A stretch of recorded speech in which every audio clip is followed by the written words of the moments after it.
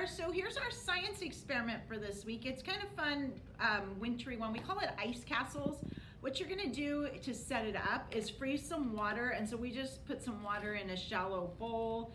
You can do it in a plastic cup, whatever you want. You can freeze some water in your freezer, and then so we just popped out the bowls that we had done. We did two. You're gonna need some coloring, so you can use food coloring, and we have these little trays that we're able to put water in and color it. So we have some coloring right there.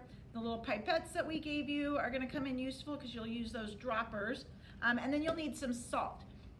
We typically use ice cream salt or rock salt when we do this in the classroom, but you could use iodized salt as well. And what happens is as the ice melts, we pour the salt on the ice, and as the ice melts, it creates crevices for the color to go through. So I'm just gonna go ahead and put some salt on this one, the rock salt. All right, I'm gonna let that sit there for a minute, and while that sits there, I'm gonna go ahead and salt with regular salt to this other one. All right, we'll let that sit. All right, and then we're gonna take the color, I'm gonna start, and we're gonna squeeze some up here, and then you're just gonna your child's just gonna get to drip it through.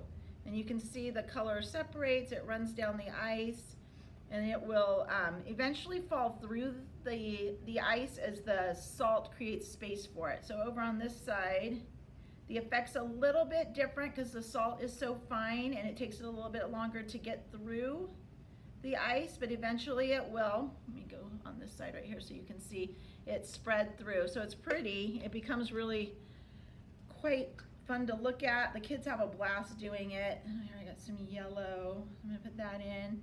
They can also watch colors blend together. Okay, I'm gonna put some right in the middle so we can watch that go through. So let me get some down on this side so you can see the effects of that as it runs down. There we go. And you can always add more salt or rock salt to it as you go. But this is really a favorite activity of kids that we do in the classroom. If you can see that, there we go. All right, and honestly, you can do it until the ice melts down into nothing. So I'm gonna hold that up a little bit, woo, so you can see it. There we go. All right, so have fun with that. It's artistic, it's scientific, and it's a lot of fun. All right, send videos so we can see your kids having fun with it. We'll see you later. Bye.